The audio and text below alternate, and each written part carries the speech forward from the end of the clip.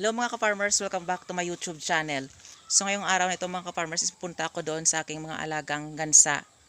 At ipapakita ko sa inyo mga ka-farmers na ang aking alagang gansa is nangingitlog na sila.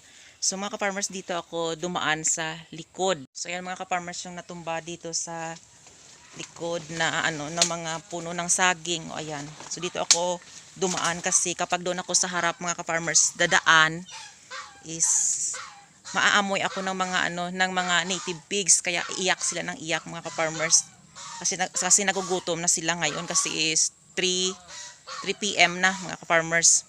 So ito na mga ka-farmers yung mga alaga kong gansa. So ayan sila.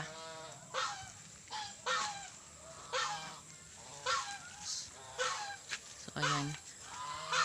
So doon sila mga ka-farmers nangingitlog kasama yung itik sa puno ng kawayan doon, no. Ayan, yung net na yan mga ka-farmers is nagbaba na. So kapag mangitlog siya is pumapasok siya doon sa puno ng kawayan. At saka pag matapos sa mangitlog is babalik din siya mga ka-farmers. Kaya hindi ko alam kung saan siya nangingitlog kasi minsan malakas yung kanilang huni. Kapag malakas ang kanilang huni mga ka-farmers at saka wala namang aso or pusa, dyan mga ka-farmers mo malalaman nangingitlog na sila kasi malakas yung kanilang huni. So ayan sila mga ka-farmers. Ayan, 7 yan sila mga ka-farmers. So ito yung yung babae, ayan. Yung sa gilid, ayan, yung babae. So ayan. So syempre mga ka-farmers, busy tayo, maraming trabaho. Saka hindi lang ito yung araw-araw kong trabaho, marami pa mga ka-farmers. So ito mga ka-farmers yung kanilang bahay. So hindi pa masyado naayos yung kanilang bahay. So ayan.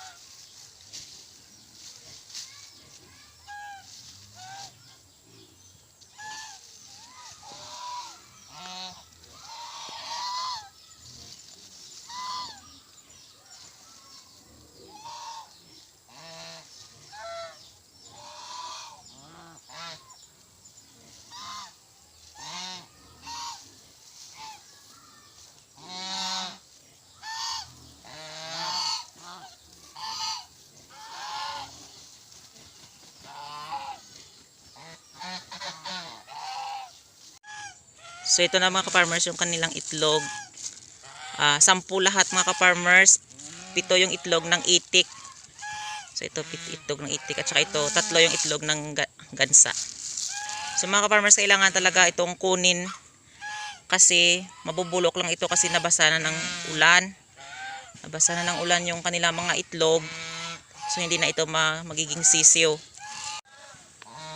So nung una mga ka-farmers, yung alaga naming gansa is ano lang sila, 4 lang sila mga ka-farmers kasi nagdami na sila. Ayan. Yung iba is ibinenta na, yung iba pinaalagaan na lang. Hindi kami mga ka-farmers nagkatay sa kanila kasi parang kawawa naman sila kapag kinakatay sila eh. Kasi yung purpose ng mga alagang gansa na itong mga ka-farmers is para malalaman mo din kung merong mga hayop na pumapasok sa iyong bakuran at saka merong mga ibang tao. Kasi kapag malakas yung kanilang huni at kapag hindi umalis yung aso or pusa or ibang hayop mga ka-farmers na hindi nila kapamilyar o hindi nila kakilala at hindi nila nakikita araw-araw mga ka-farmers, is malakas talaga ang kanilang huni. Para silang aso mga ka-farmers. Ayan, kita nyo, naguhuni sila kasi narinig nila na nagsasalita ako mga ka-farmers. So ayan. So, ayan sila. At saka very protective talaga sila mga ka-farmers sa kanilang mga anak or sa kanilang mga itlog. So ayun, ang kanilang itlog doon lang sa ilalim ng puno ng kawayan. So hindi nila ako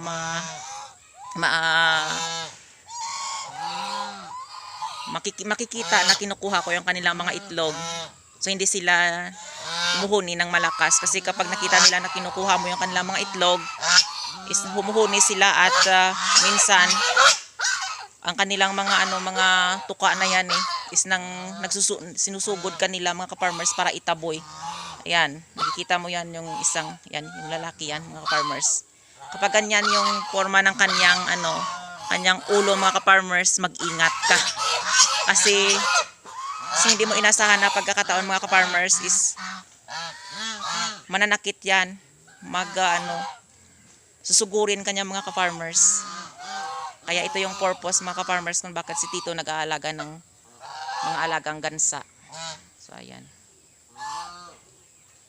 So ito mga ka-farmers dito. Ito na yung mga sa aming bakuran.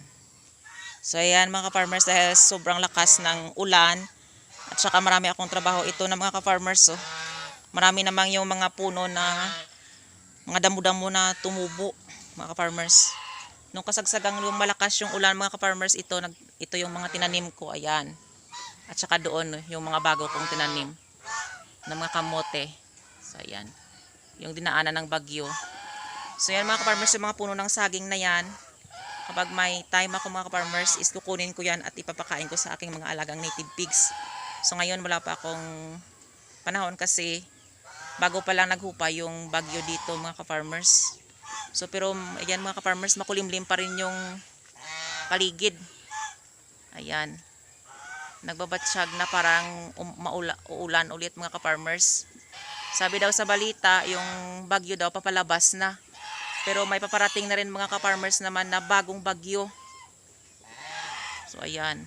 Ito yung panahon dito mga ka-farmers sa Iloilo. Dito sa probinsya namin mga ka-farmers.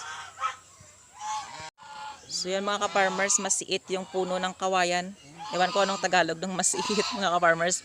So ito mga ka-farmers, yung kamay ko is na ng kawayan. No? Ayan. Kasi marami siyang tinik. So maraming salamat sa walang sawang pagsusupport at panonood sa aking YouTube channel. And don't forget to like, share, and subscribe to my YouTube channel. Happy farming mga ka-farmers!